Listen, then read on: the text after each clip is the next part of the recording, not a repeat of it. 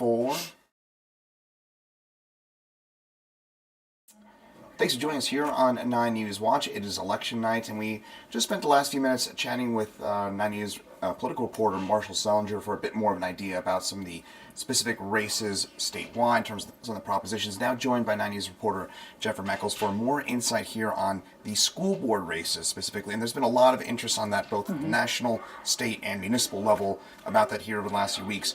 Jeffrey, if you wouldn't mind just by starting off by giving us a bit of a top-level overview in terms of some of those results and what we've seen so far tonight. Yes, school board elections are really important always, but they don't always get this kind of interest level and this kind of intensity, if you will, that we're seeing this particular year. So on a national scale, school board elections have gotten a lot of attention this year because of a couple of things. One of the things that we've talked about here in Colorado is conservatives, people who lean Republican, have really looked at this as a potential way to find themselves back into power in areas where they maybe don't have it or have lost it, is through these local school board elections. And so we're seeing efforts across the country with conservative candidates making that effort, the party targeting school board races. It's been a really contentious year for public health mandates. Think about your kids' mask mandates in school and how intense that has gotten at local school board meetings, because these are the people that are helping make these decisions, right? Or the district leadership is, and the school board is in charge of overseeing the district leadership. So we wanted to see what this would shake out to look like here in Colorado. We were prepared for, looking for, if we'd see this big sweep, a bunch of school boards that would flip over to conservative control as a result of what we've been watching. So far, we have not seen that come to light. We've seen a couple things that we're watching that are really interesting, but we haven't seen this like full across the board from the districts we're watching. So a couple districts, just to let you know that we are watching, and we can go through them. Douglas County, Jefferson County, Cherry Creek School District. We also districts like Denver, but we wanted to see what would happen if we, and one other thing I'll notice, or I'll make note of too, is a lot of candidates, some school boards have multiple seats open, and what we saw is candidates running on slates. So let's say there's 2 or 3 seats open, and a conservative candidate is running in each of those seats, and they're teaming up together saying, elect us as a group. Same thing we're seeing on the more liberal leaning, the board members backed by unions, teachers unions. And we saw that happening a lot in some of these races. So. And of course, Colorado elections is technically nonpartisan in these cases, but as you mentioned, these are in some cases conservative or liberal or union funded. And I want to start things out here by Douglas County. That's where a lot of eyes were at conservative leaning Douglas County. There was the Kids First, the conservative leaning kind of block of candidates, 4 different candidates up for election there. And Jenny, this is where we do, I think, see maybe one of those things you were talking about, one of those conservative sweeps, so to speak. A flip, if you will. Yes, you make a really good point. School board elections are technically nonpartisan, but politics tend to be so partisan. And in a year where something like a mask mandate becomes a very partisan issue, right? Douglas County, we have seen that intensity. We have seen parents protesting mask mandates. We've seen people showing up at school boards pushing back against public health mandates that would talk about, having remote learning versus in person. It's been really intense in Dougco. So Dougco, it's a 7-person board. They had 4 open seats. And as the last time I checked the data that's coming in on the results, all 4 of those seats, the conservative candidate is ahead. So they ran together on a slate. You mentioned it already, Kids First. And this means that if those results hold, the conservatives would take back control of the Douglas County School Board for the first time since 2017. I have so many notes here in front of me, so forgive me if I'm looking down here. I just want to make sure I get my numbers straight. Understandable. Yes. And so what does that mean in Douglas County? So Douglas County is a conservative-leaning county. It means that the school board, as it looks now, is going to reflect the politics of that county. We talked about what that means for all the parents that have been protesting mask mandates. I'll be curious to see if this happens. Is the school board going to go back to not having that? If they make decisions that change what these mandates are we going to see those same parents show up? Maybe not. Maybe we'll see parents who are pro-public health mandates and pro-masks show up now. I don't know. Something else interesting in Douglas County is they, like some other districts, just got a new superintendent this year. So far, that superintendent has been aligned with following public health mandates. In fact, the district in Douglas County right now is suing the brand new Douglas County Health Department that's trying to get away with the mask mandates, get rid of them. So we're seeing conflict right now between current board leadership, and I'll be really, and the conservative leaning county commissioners, public health department.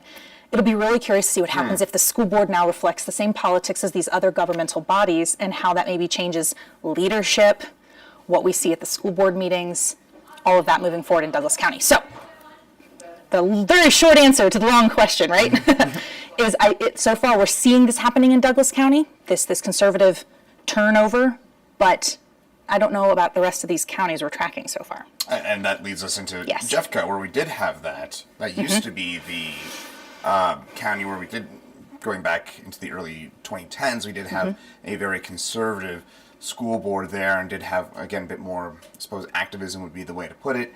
Seeing that maybe more onto the Douglas County side now, but what are we seeing specifically in Jefferson County? We're not seeing this flip at this point. So Douglas County had 3 seats up for grab, and it's a 5-member board. Right now, we're not seeing this big conservative shift. We're seeing union-backed liberal candidates so far on track to keep control of the Jeffco School Board as we're seeing it right now.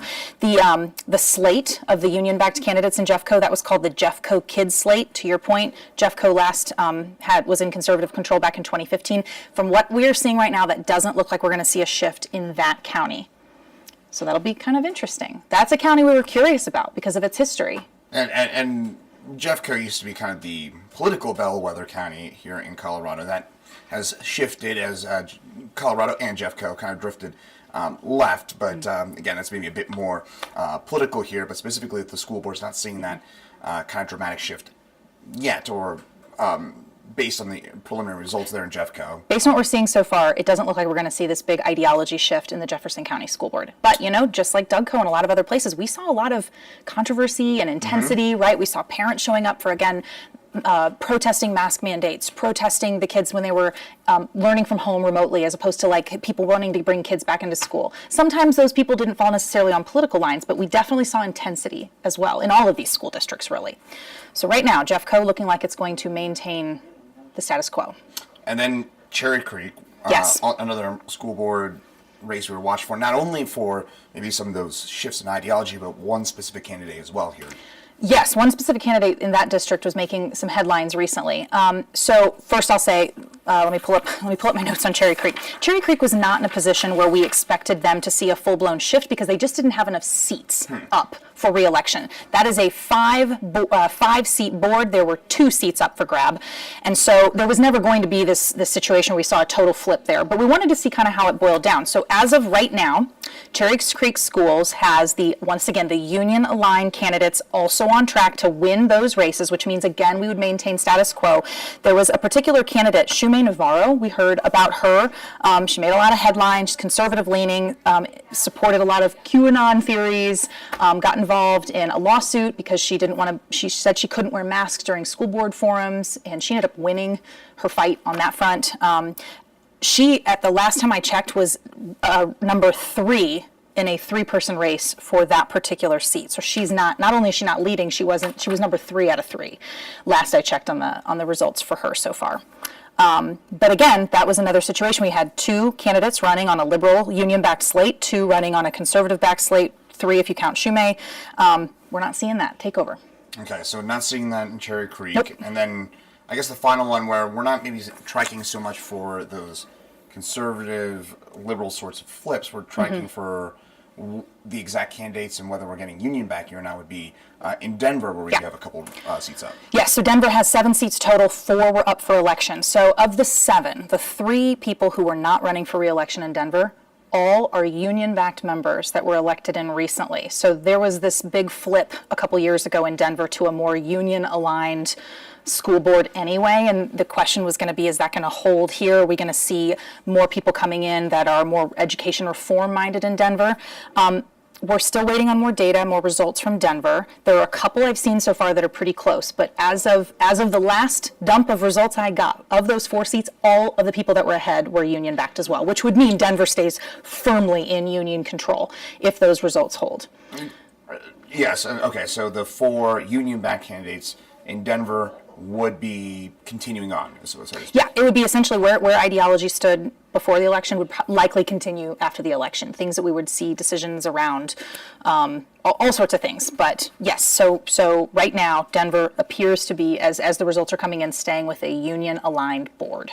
It's a real mixed bag here tonight, Jamie, right? Yeah. I mean, a little bit, Douglas County with the conservative flip, Denver continuing with the union, and then kind of mixed bag in Cherry Creek as well as Jeffco. Yeah, and again, the question was just going to be, are we going to see this big push that was happening around the country? Was that going to affect how elections turned out in Denver or in Colorado as a whole.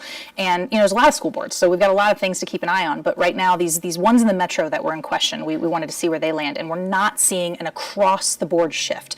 We are seeing Douglas County. But again, Douglas County is a conservative-leaning county, so it's almost like kind of what you might expect the rest of the county leadership to look like. We're starting to see potentially reflected here on the board. So, interesting. School board elections are a really big deal this year. Fascinating. Everywhere. Fascinating across the country, and specifically here in Colorado. Again, a mixed bag, but Jenny, we really appreciate a few minutes of your time and helping break this all down. And I know you'll be on at 9 News at 10 o'clock as well. So yes. Look out for that report as well as we get more of these results coming on in. But for now, we'll say goodbye here on 9 News Watch.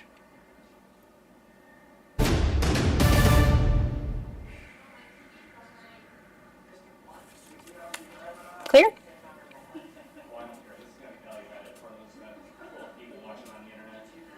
Yes, clear? Yes, clear? Okay. Yeah, they usually.